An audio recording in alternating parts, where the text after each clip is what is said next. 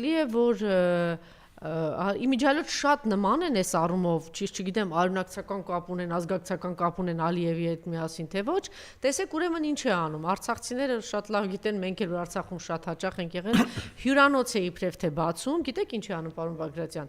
ասենք պատուհանները փոխում է, դրսից մի հատ ներկում է եւ հանդիսավոր ներկայացնում է Ալիևը, ես Արցախում բացեցի նոր հյուրանոց, զինվորական ինչ որ մի բան է բացում, չգիտեմ, այնտեղ ասֆալտապատում է, իրենց հաճելի գույնով պատերը ներկում են, սենյակները ներկում են, ասում են մենք նոր այսպես բացեցինք։ Ինչ որ անում են Նիկոլ, էլի իրականում ոչինչ չի անում, բացի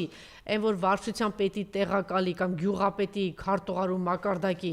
ասենք մանկապարտեզը ներկելու գործից են կողմ Նիկոլը բան չի անում, դա ասենց հանդիսավոր ներկայացնում են։ Եվ նաև շատ դանդաղ է բնակեցնում զավթված գրաված Արցախը։ Ինչու, պարոն Բագրատյան։ Իմ խորհրդամոզմամբ իրանք Արցախը, չեմ ասում 100%-ով ամբողջությամբ։ Ասում են մոտավորապես 7-ից 8000 է կարողացել այս ընթացքում եւ շատ դանդաղ է։ Պատասխանում եմ ձեզ։ Ինձ թվում է Արցախը իրանք որպեսզի հետագայում նորից հայերի ձեռքը չանցնի,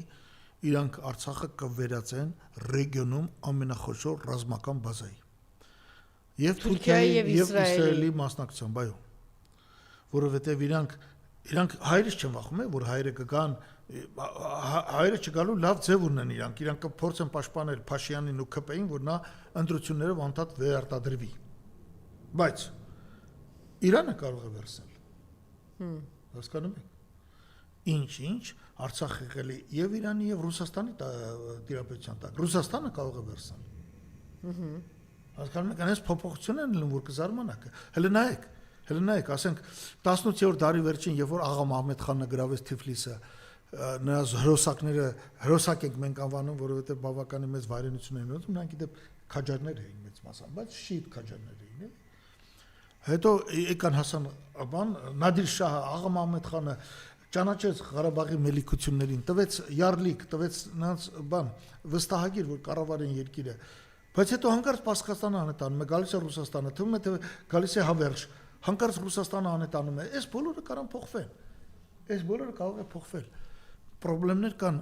Թուրքիայի հետ կապված, Թուրքիայում շարունակում է սրընթաց ավելանալ քուրդ բնակչության տեսակարգաշիռը, որը այսօր արդեն կազմում է 35%։ Հասկանում եք, այս բոլորը կարող է փոխվել։ Երբ որ ես ասում եմ վախենում են Արցախը նորից հանձնելուց, անպայման չի որ հայերին հանձնեն։ Հայերը կարող են փոխվել ի վերջո հայերը կարող են, չէ՞, ունենալ տղամարդ ղեկավարներ, այսինքն համարձակ ղեկավարներ, որոնք մտածում են Հայաստանի մասին, Հայաստանի շահերի մասին, չեն բարբաջում իրական Հայաստանի ինչ-որ թեզերով։ Այնպես որ այնտեղ կլինի ուրեմն ռազմական բազա։ Իդեպ Մոսկվայում էլ ինձ ասեցին, որ այստեղ կան ճիշտ է շատ հայտնի ադրբեջանցիներ, որ ասում են մեր տուն ենք ունեցել պապերս չգիտեմ ինչ, Ջեբրահիլում եւ ինչ որ տեղեր, ասում են մեզ հնարավորություն չեն տալիս գնալ։ Եվ այդպես ասում են, որ հիմնականում Իսրայելի ռազմաբազաների համար է այդ ամեն ինչը փաստորեն։ Այդտեղ պետք է կառուցվի հզոր մի կետ։ Ինքը դիրքն է լավ է, լեռնային է դիրքը։ Իշխում է տարածաշրջան նկատմամբ հզոր մի կետ, որ կվերահսկի եւ Հայաստանը, եւ Իրանը, եւ Ռուսաստանը։ Եվ թուրքական աշխարհը Ղարաբաղի տարածքում կստեղծի հզոր ռազմաբազա, սա իմ ենթադրությունն է։ Դա նշանակում է, որ պետք է այնտեղ ունենալ այնքան բնակչություն, որքանը հերիք է, որ այդ ռազմաբազայի կարիքները հոգան։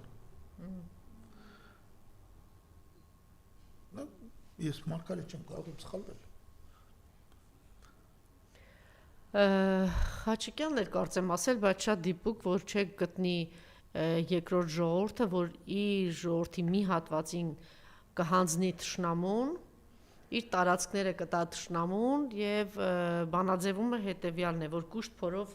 հաց ուտենք, տանք, որ լավ ապրենք։ Հիմա տեսեք, օրինակ Ալենը 2 օր առաջ ասելա, որ չեք գտնի մի մարդ, որ ասի մենք հիմա ավելի վատ ենք ապրում։ Այս խայտարակ թանկացումները, չգիտեմ, հաց, առաջին անհրաժեշտության սննդամթերք եւ այլն, հիմա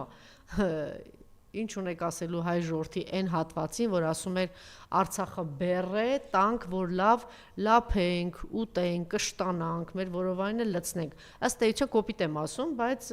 դա էր։ Հիմնականում այն տականք շերտը ապրում էր դրանով, ընդ որում այս փոքր երկրում։ Հիմա տեսեք ես նայում ես Անժելա ջան, ասեցի լավ ապրելուց։ Հիմա ոնց ենք խոսենք մի ապրում, րոպե, խոսենք, այդ Ալենին էլ ասենք, նստեն էլ։ Հանգիստ հիմա լսի։ 3 օր առաջ եմ ներկայացրել թվերը։ Հայաստանի Հանրապետության մեկ շնչին ընկնող հնան 90 թվին եղել է $2475։ 23 թվին 23 թվի արդյունքներով դարել է $21840։ Նույն Վրաստանը 90 թվին սրանք համաշխարհային բանկի տվյալներն են, եղել է 6000, 2.5 անգամ ավել։ 23 թվին եղել է 23000, համարյա մեր հավասար։ Ըստ որում այս ընթացքում 95-ից 2005 թիվը Հայաստանի մեկ շնչին ընկնող հնան ավելի բարձր, քան թե Վրաստանում։ Ադրբեջանում նույն թիվը կազմել է 23000, այս բոլորով հանդերձ ռեսուրսով բանով Ադրբեջանը շեշտակի լավ չի ապրում Հայաստանից։ Սա ես ասում եմ ոչ թե նրա համար, որ Փաշինյանի օրոք ենք սկսել լավ ապրել, Փաշինյանի օրոք ունեցել ենք 44% տնտեսական աճ 7 տարում, որը անում է 5.15% միջին տարեկանը։ Սա ավելի ցածր է, քան թե երրորդ նախագահի, քան թե երկրորդ նախագահի օրոք, բայց սա նոմինալ աճ է եղել։ Հիմա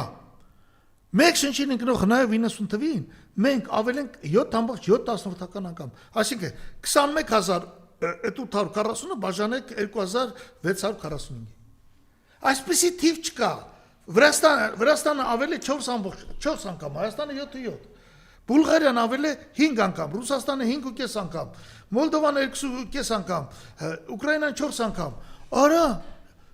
Աստծուս մանանայեք ուզում, արա։ Արա, ով է լսել, որ Հայաստանը գանցնի, Բուլղարիան այսօր 37000-ը մեկ շնչին ընկնող հնան, Հայաստանը 21800, 22000, 1.5 անգամ ենք այդ։ Հələ հիշեք, Խորհրդային միության տարիներին բոլորս ուզում ենք Բուլղարիա գնայինք տուրիստ, որ բաման առնեինք բերեինք։ Ինչ եք ուզում այս ծանր պայմաններում։ Եվ այդ հաջողությունների մեծ մասը եղել է առաջին 3 նախագահների օրոք։ 94 թվին Հայաստանը ունեցել է տնտեսական աճ 7%, առաջինը ԱՊՀ-ում, առաջինն ու միակը։ Այդ ժամանակ դեռևս Ադրբեջանի տնտեսությունը անկում էր, դրա համար ռազմաճակատում մենք հաղթում էինք։ Առաջին տնտեսական աճը Հեյդար Ալիևը ստացել է 1997 թվին։ Այս էլ ի պատասխան նրանց, ովքեր ասում են ռեֆորմները բացասական ազդեցին մեր վրա։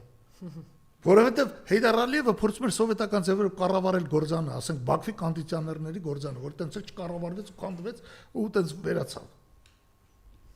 Սա պիտի հասկանա, հիմա Ալեն Սիմոնյանի ասածը, սա բացարձակ ստախոս է։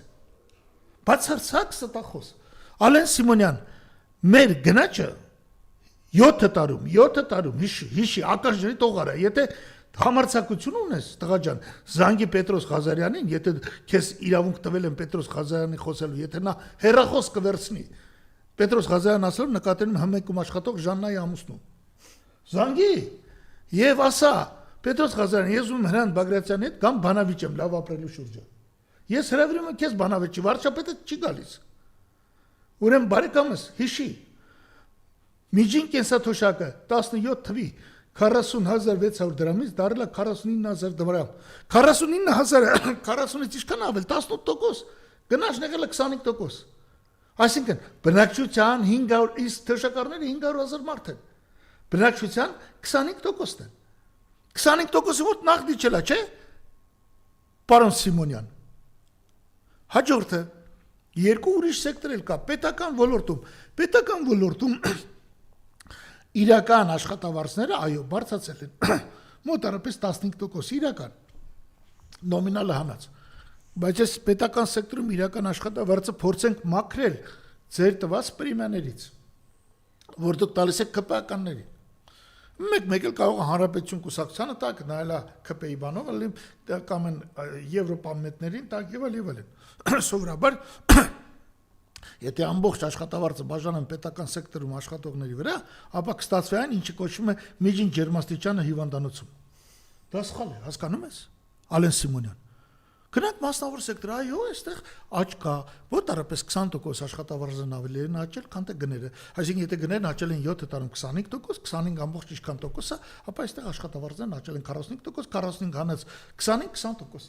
Այսինքն, մենք չունենք, հիմա Ալեն Սիմոնյան, դուք եք տպում ես թվերը։ Եթե ձեր մոտ լավ եք ապրում, աղքատությունը պիտի իջնի, չէ, երիտասարդ, Կարծեմ երիտասարդ մարդ եք։ Ես երբեք չեմ տեսել երիտասարդ եւ մտածելու անընդունակ մեկը ոնց որ դուք եք։ Աղքատությունը որ պիտի իշնի եղբայր։ Ինչա ձեր մոտ աղքատությունը 24.5%-ից 7 տարի, իջա 23.7%-ի։ Մի տոկոս էլ չեք կարողացել իջեցնել։ Ինչի է ձեզ մոտ ծայրահեղ աղքատությունը, երբ որ մարդը վարշա հաց ուտելու փող չունի, 1.5%-ից դառնում 1.9%։ Ձեր տպած թվերն են, եղբայր։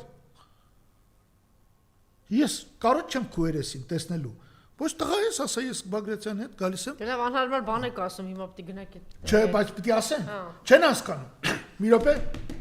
Դες բաներ մի ասեք։ Հայաստանի բնակչության 50%-ի համար հասանելի է միայն հմեկը։ Այո։ 45-50-ի համար։ Այո, դե դրա համար էլ երկիր մեդիանու երկուսը փակեցին։ Այո։ 50%-ի համար հասանելի է։ Մենք հասանելի չենք, իրենք են, այո։ Եվ իրենք էս աշխատում են դրանց վրա։ Ես այն օրը Շամշադին օրինակ եմ բերել ինչ որ մարդիկ նեղացան։ Ինչի՞ ձեզ չի կանչում։ Ով։ Դիմել եմ։ Հմեկը։ Դիմել եմ։ Հմեկը ինչի՞ չի կանչում։ Ես փող եմ տալի, չէ, հարկ եմ տալի, իրանցից շատ։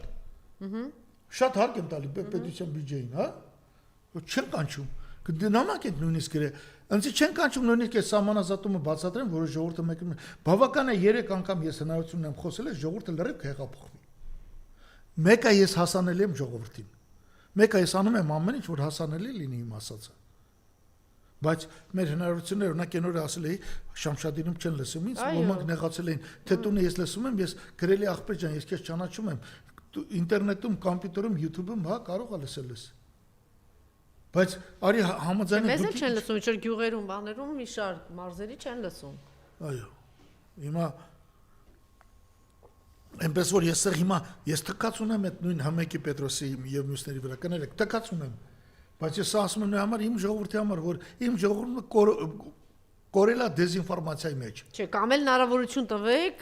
Դեզինֆորմացիա երկուսի երկիր մեդիայի, ոնց որ նախկինում կան, կամ այդ հնարավորությունը տվեք։ Հա։ Իրանք ոչ մի բան չունեն, վերացնելու են այս ամեն ինչը։ Եկեք որ հիմա էլ Հայաստանը վերացնենք։ Միակ ձեր շանսը Հայաստանա, ժողովուրդը պիտի հասկանա։ Եթե Հայաստանը մնա, շուտ ուշ, չգիտեմ, որ ընտրություններ որ ցիկլի։ Այսօր իրանցից մեկ է Վահագն Ալեքսանյանը խոսել է, հիմա իբրև նոր թեմա է գցում, իր ներքնաշորերի թեման վերջացավ, որ ներքնաշոր է եղել ամբողջ կյանքում։ Հիմա էլ այսօր ասում է, տեսակ, ընդդիմությունը էլ չի խոսում Արցախից, չի խոսում Կարսից, իրենք վերջապես հասկացան, որ իրական բան Հայաստան կա, էլի, որովհետև իրենք այդ չաղ անձնավորության ուզում եմ հետևելն ասել։ Մի րոպե թող ես վերջացնեմ, էլի։ Տղեկ, շուտ ուշ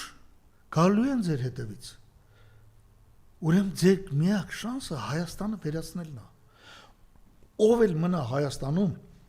ձեր կամ ձեր երեխաներին բան է հաշիվ է պահանջելու երեխաներից, ձեզանից։ Ինչ վերաբերում այդ չաղ անձնավորությանը, ապա բանան ենք, տղա ջան, մենք նույնիսկ մտածում ենք ոնց ենք անելու, որ Արցախը հետ ստանանք։